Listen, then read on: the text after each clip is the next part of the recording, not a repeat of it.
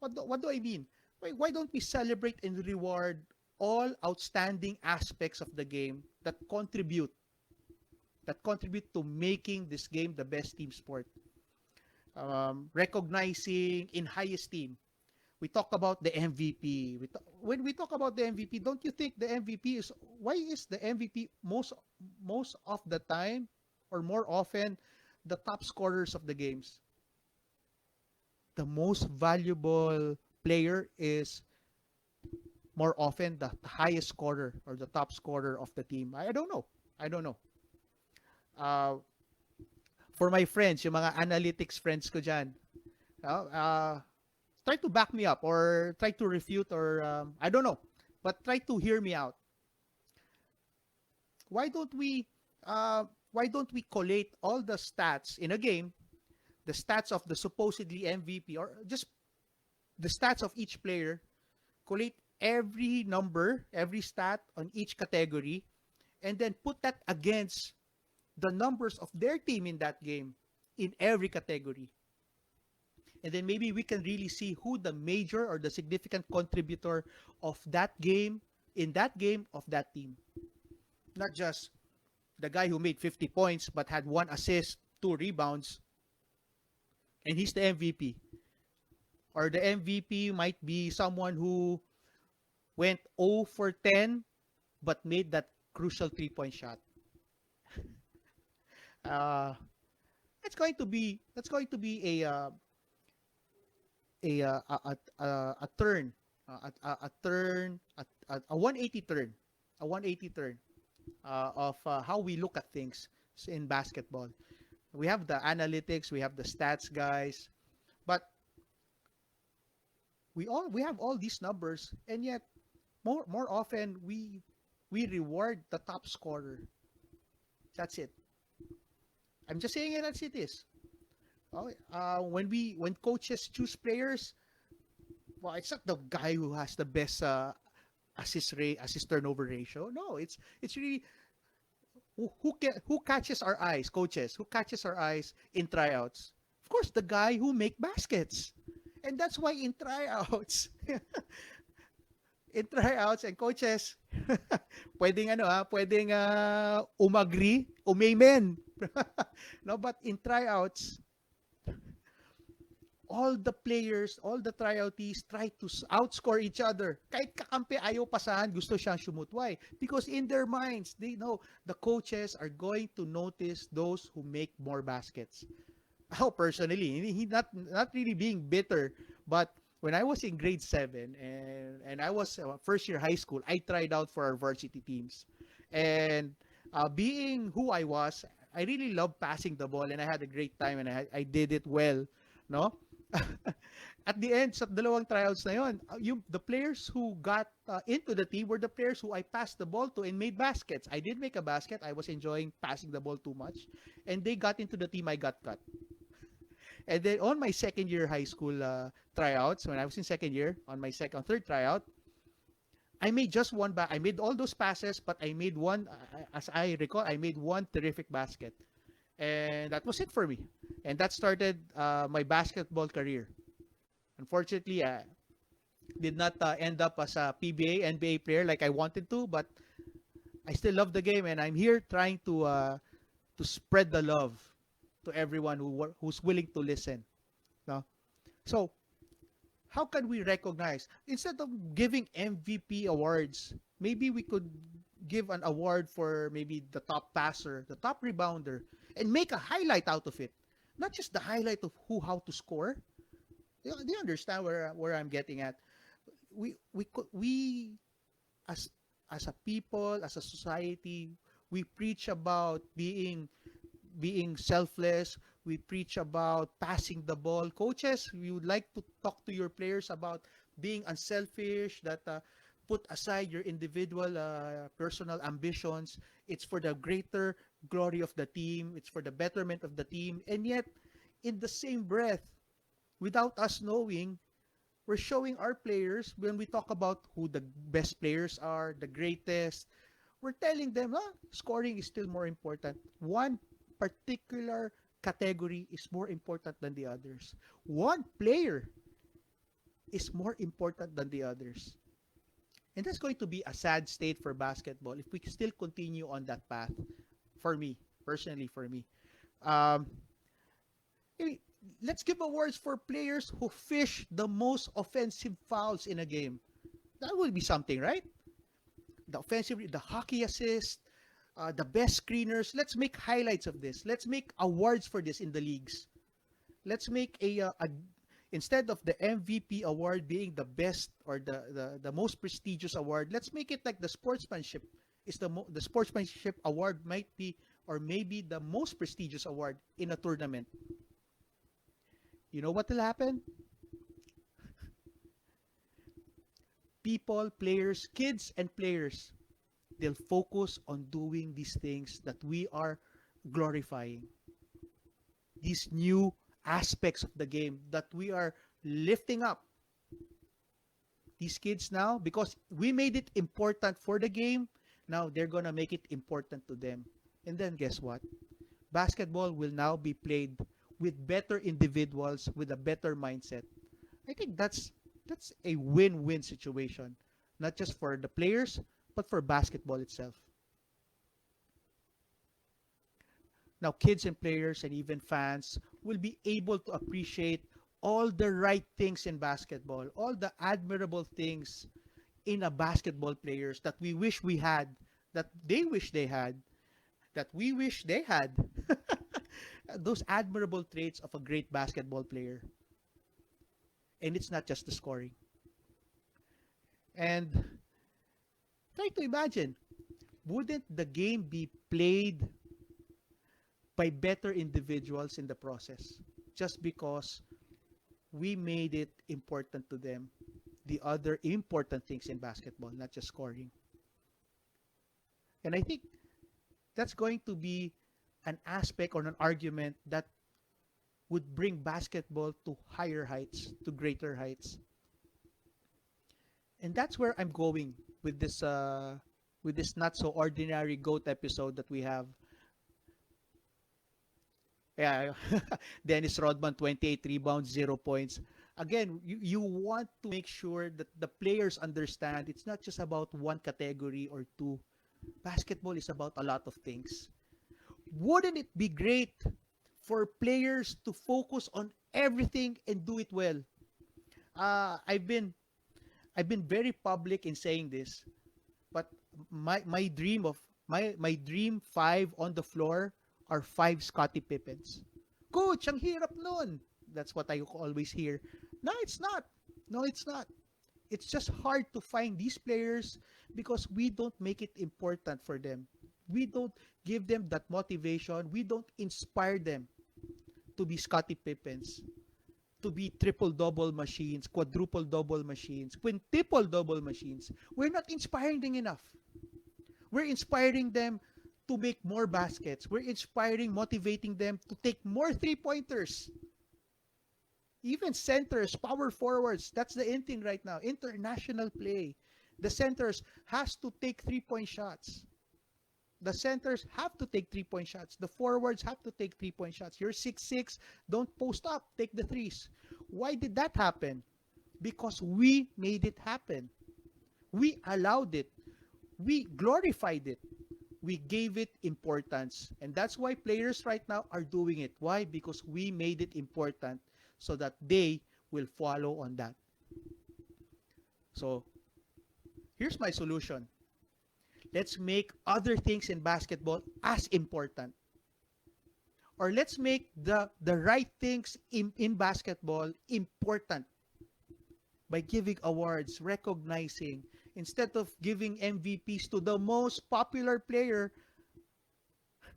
and it happens, the judges, the judging panel, the committee who gives out awards, you know what I mean. You know what I mean. It's not just about now. It's not just about ability, right? It's also about personal relationships. It's about PR. That's not basketball. That's not basketball at all. Basketball should be won and lost on the floor. That's it. Thank you, Coach People. Great energy. I'm just pumped up, people. I'm just pumped up right now. Sir Irwin, Sir D, the MVP in the Olympics. Yeah, it was Charles Barkley, not just because of the points, because he rebounded, he made some assists. It's going to be hard. That's why in international play, sa FIBA, you rarely see players averaging 20 or close to 30 points a game because the international game is well spread out. And that's what entices people to watch international play because it's being played the right way. Would you rather see great ball movement or great ball hogs? I know you're going to say, oh, great movement. And yet, these same people who preach about seeing the right things in basketball, they enter arguments about who the greatest player is. When you talk about the greatest player, you negate the very one important thing about basketball: selflessness. Talking about the greatest means it's all him, and that's not basketball. So, in conclusion, and before we get to that, or rather, sorry, before we get to that, stay tuned next Friday. Yeah, next Friday. I'm already telling you guys. Next Friday, August 21. Same time. I started exactly at 9 a.m. 9 p.m. Okay, so shame on you sa mga late. But for those who gonna catch the rebroadcast and the replays, um, I hope you enjoyed. I hope you enjoyed tonight's episode. And next Friday, it's about August 21 Friday, 9 p.m. It's going to be about what I would change in youth basketball. Ah, I imagine ko some people cringing, coach, don't go to that. So those people who know me a lot, I would change a lot of things sa youth basketball. And these are things that I think people would not agree to. But if you really think about it, open your heart, you open your mind, I think it's the real, a more logical option for you. But I'm not perfect. I'm not right all the time. But I stand for what is right in basketball and I speak my mind about it. Okay? So next Friday, things I would change in youth basketball. And we'd love to hear also what you have in store for us to talk about. So hit us up in the comment section right now and tell us what you want us to talk about in future videos and future episodes. And here's my conclusion: we have to make use of basketball. It's not basketball that's going to use us or undermine us. It's going to be us, the people, who's going to use basketball. We're going to use basketball to develop better individuals. And that's the point here. We've been talking about so much and for the longest time about who the GOAT is. It already undermines what basketball is really about. It's about team play. It's about the right things in our society. It's about being selfless, but at the same time, your own accountability, your own responsibility to yourself to be the best that you can be as you play together with others and figure out how they can be the best that they can be. And that's basketball. You don't even need the coach. Limahan sa kalye, tatluhan sa kalye, and the playgrounds. You're always thinking, how can I make everyone better? And I think that if there's one criteria for a GOAT, it's that one. But again, they need teammates to get where they are. And those teammates need these guys to get where they are too as well. So, we control the game, not the other way around. Remember that. We control the game, not the other way around. We control what's important in this game. We control that. And if you're about the right things, then I think let's stop this greatest of all time talk. Let's stop talking about MVPs being the top scorers or one of the top scorers of the team. Let's not neglect the other stats, the other categories, the other guys who do well in those categories. We make use of basketball to develop better individuals. Let's not use basketball to corrupt. I think that's the exact word that I want to use. Let's not use basketball to corrupt our youth. not to confuse our youth of what the right things are in life through our basketball. Not by glorifying individualism, not by glorifying individualism in itself in a team game, but rather think about this. Let's recognize and reward individuals who play the team game at a high level. Individuals who play the team game at a high level. Let's recognize that. Let's glorify them. After all, in this team environment, being masters of our craft is still the highest pursuit of athletes and coaches alike. Don't worry about players thinking that they have to do their best because they want to be their best. I think that's a given. But let's make it important to them that they have to play their best in a team game. Because basketball is a team game. Naiyak ako. If you just came across the Coach Potito sessions, check out our other videos in our Facebook page and tell us really, guys, tell us what you think. Girls, ma'ams, sirs, coaches, even teachers, tell us what you think about what we've been putting out sa Coach Potito Sessions Facebook page.